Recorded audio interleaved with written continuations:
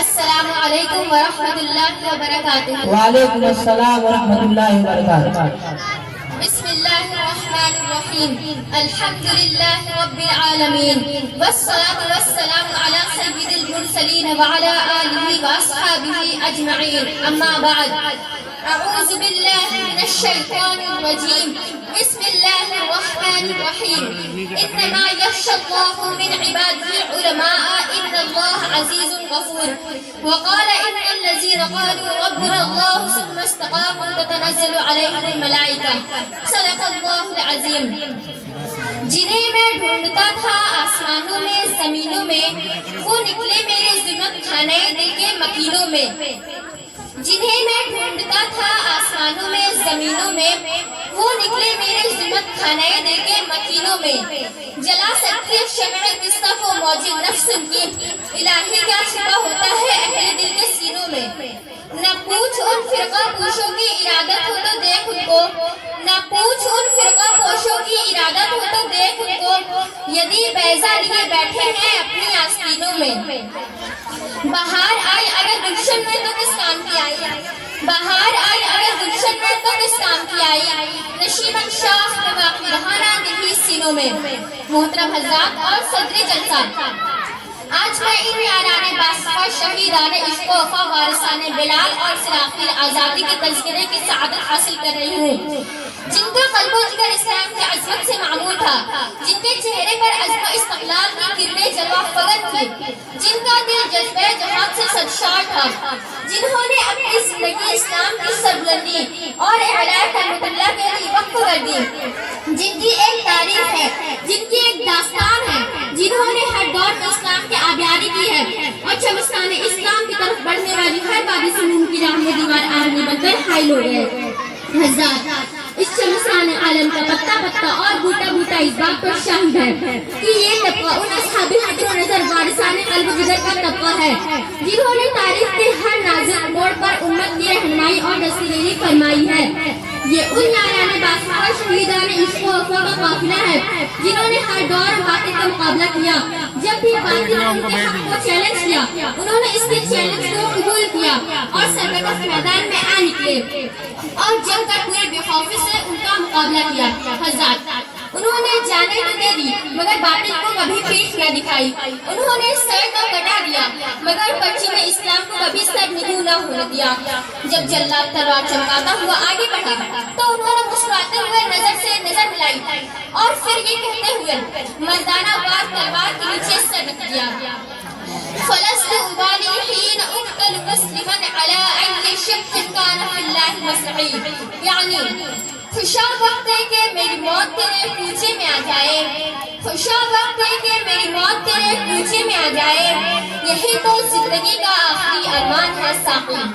غرض یہ کہ انہوں نے ہر محاذ پر قاتل کا مقابلہ کیا اور ہر طرح سے مقابلہ کیا، ضرورت پڑی تو گولی چلائی، ضرورت پڑی تو تلوار چلائی، تلوار پھینکی تو قلم اٹھا لیا، اور جب ضرورت پڑی تو قوم کے ننھے ننھے نونہانوں کی تربیت کا اصلاح فرما کر باطل کے لیے دیوار آرمی اور فولادی لشکر بنا دیا گیا۔ آج میں انہی جیالوں اور سرفروشان اسلام کی تھوڑی سی تاریخ اور ادنا سی جھلک دکھانا چاہتی ہوں کہ انہوں نے جنگ آزادی میں کیا کارنامہ انجام دیا اور ان کا کیا مقام رہا ہے۔ محترم حضرات، جب ہندوستان کی مقدس سرزمین پر انگریزوں کا ناپاک سایہ پڑا تو وہ اپنے شاطرانہ و عیارانہ چالوں سے یہاں کے مالک بن بیٹھے۔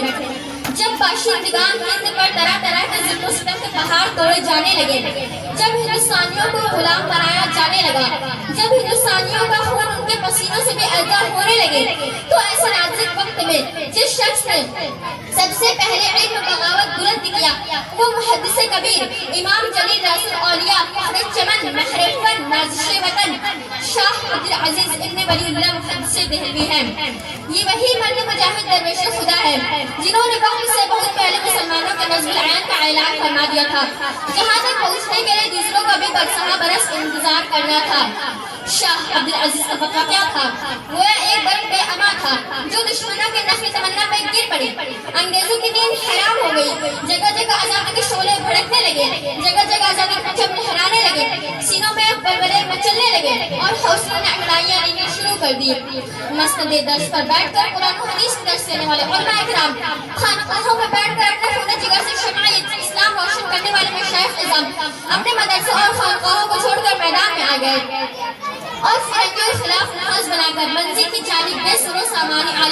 پڑے.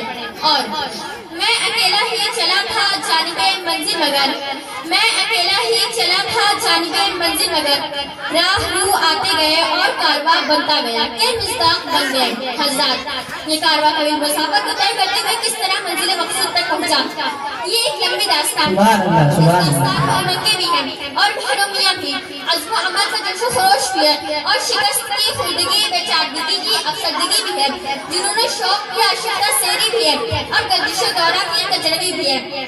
اس طویل مسافت کو طے کرتے ہوئے ان کے پاؤں مسلسل لہو لہان ہوتے رہے. ہزاروں اور لاکھوں کا وجود غبار راہ بن کر اڑ گیا. کبھی جب انہوں نے خدت کی کھالدار جھاڑی اور ان کے دامن کو تاک تاک کر دیا, تو کبھی وحشت و بربریت کے پہاڑ ان کی راہ میں حائل ہو گئے. مگر اس بس بجنوں کی دیوانے نے ہمت نہیں ہاری, حادثات و مسائل سے ٹکراتے ہوئے منزل کی جانب بڑھتے رہے. تاریخ ہم سے کہتی ہے, اس بس بجنوں کے دیوانے حراس پہنچے محفل تک, بیتابی ان کی آنکھ ہوئی صحراؤں سے لے کر ساحل تک. اس بس بجنوں کی دیوانے حراس پہنچے محفل تک, بیتابی ان کی آنکھ ہوئی صحراؤں سے لے کر ساحل تک. ہاں سنگ گرا کے لکھتے ہیں وہ اپنے دل نادا کا حال, شاید کی تلاشی مفصل میں کوئی پہنچے پتھر قاتل تک. حضرات یہ واقعہ ہے کہ اگر ہندوستان کی جنگ آزادی کا علماء حصہ نہ لیتے تو ہندوستان کبھی بھی آزاد نہ ہوتا. اگر یہ سلسلے آزادی نہ ہوتی, تحریک آزادی نہ چلتی, تحریک بالاکوٹ نہ چلتی, تحریک ریشمی رومال نہ چلتی, تحریک خلافت نہ چلتی, ہندوستان چھوڑو تحریک نہ چلتی, مقدمہ وہاں قیام نہ چلتا, امبارہ سازش تیز سے بنتا. اگر علماء کرام نے اپنے خون جگر سے عروج آزادی کی بنا بندی کی ہے اور اپنے مقدس لہو سے شجر آزادی کو سینچا اور پروان چڑھایا ہے. چنانچہ 1857 عیسوی کی جنگ آزادی میں 2 محاذ بنائے گئے. ایک محاذ امبالہ پر جس کی قیادت مولانا جعفر تھانیسری کے پاس تھی, دوسرا محاذ شاملی پر جس کی قیادت حضرت حاجی امداد اللہ مہاجر فقی کے پاس تھی.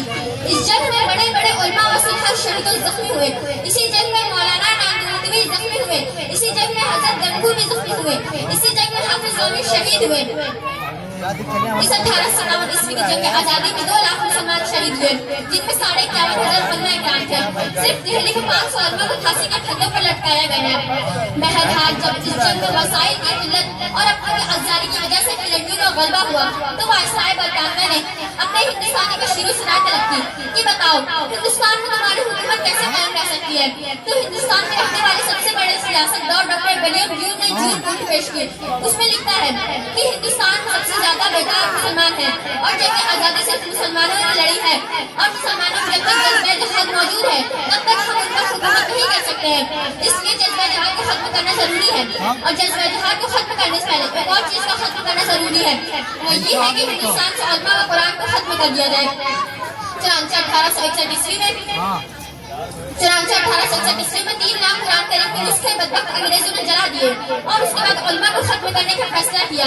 انگریز پروفیسر ایڈورڈ جانسن اپنی یادداشت میں لکھتا ہے کہ 1864 عیسوی سے لے کر 1867 عیسوی تک انگریز نے علماء کو ختم کرنے کا فیصلہ کیا, اور یہ ہندوستان کی تاریخ کے بڑے المناک سال ہیں. ان 3 سالوں میں انگریز نے 14,000 علماء کو تختہ دار پر لٹکا دیا. حضرات ٹھامسن کہتا ہے کہ دلی کے چاندنی چوک سے لے کر خیبر تک کوئی ایسا درخت نہ تھا جس پر علماء کی گردنیں نہ لٹکی ہو. ٹھامسن کہتا ہے کہ علماء کو جسم کو تانبے سے داغا گیا. ٹھامسن کہتا ہے علماء کو ہاتھیوں پر کھڑا کر کے درختوں سے باندھ کر ہاتھیوں کو نیچے سے چلا دیا گیا. ٹھامسن کہتا ہے کہ لاہور کی شاہی مسجد کے صحن میں انگریز نے پھانسی کا پھندا بنایا, اور اس میں ایک دن میں 80 علماء کو پھانسی دی جاتی تھی. ٹھامسن کہتا ہے کہ لاہور کی دریا راوی میں 80 علماء کو گولیوں بند کر کے اوپر سے گولیوں کو نشانہ بنا دیا جاتا تھا. ٹھامسن کہتا ہے جب میں دلی میں اپنے خیمہ میں گیا تو مجھے وہاں مردار کی بدبو محسوس ہوئی. میں وہاں جا کر کیا دیکھتا ہوں کہ آگ کے انگارے دہک رہے ہیں اور 40 علماء کو کپڑے اتار کر اس انگاروں پر ڈال دیا جاتا ہے. میرے دیکھتے دیکھتے 40 علماء کو اور بلایا جاتا ہے. میرے سامنے ان کے کپڑے اتارے گئے. انگریز کہتا ہے مولویوں جس طرح ان 40 کو پکایا ہے اسی طرح تمہیں پکا دیا جائے گا. بس تم میں سے کوئی شخص یہ کہہ دو کہ 1857 عیسوی کی جنگ آزادی میں ہم شریک نہ تھے, ابھی چھوڑ دیتے ہیں. ٹھامسن کہتا ہے مجھے پیدا کرنے والے کی قسم کوئی عالم ان میں ایسا نہ تھا. سارے کے سارے آگ پک گئے مگر انگریز کے سامنے کسی نے بھی گردن نہیں جھکائی. یہ ایک روشن حقیقت ہے کہ اس شجر آزادی کا پل ہمارے لیے بہت ہی غلط ثابت ہوا, جس کی تلخی آج تک ختم نہیں ہوئی.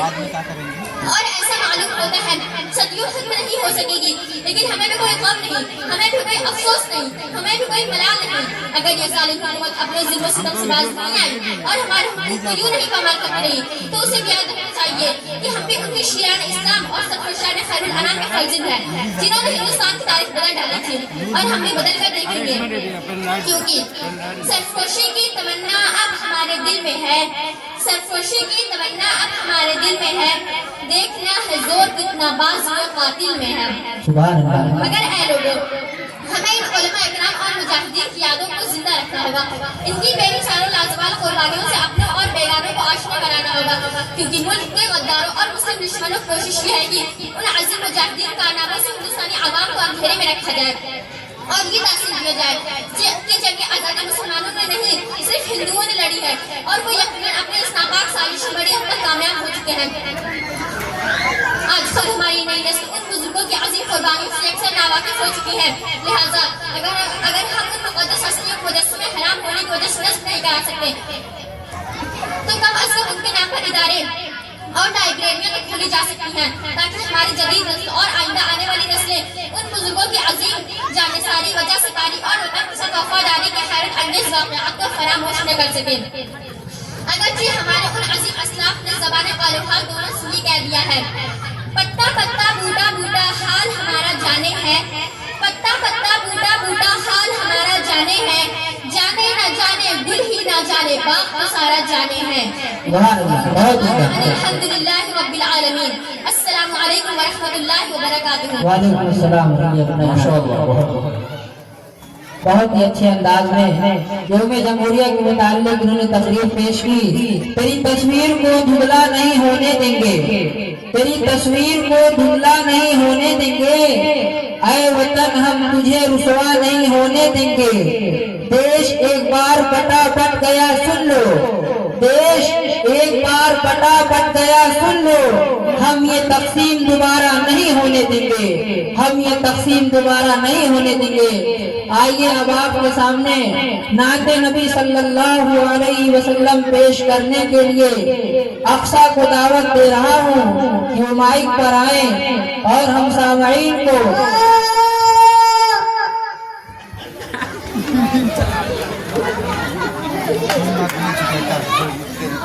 اذان ہونے لگی کہاں مختصر میں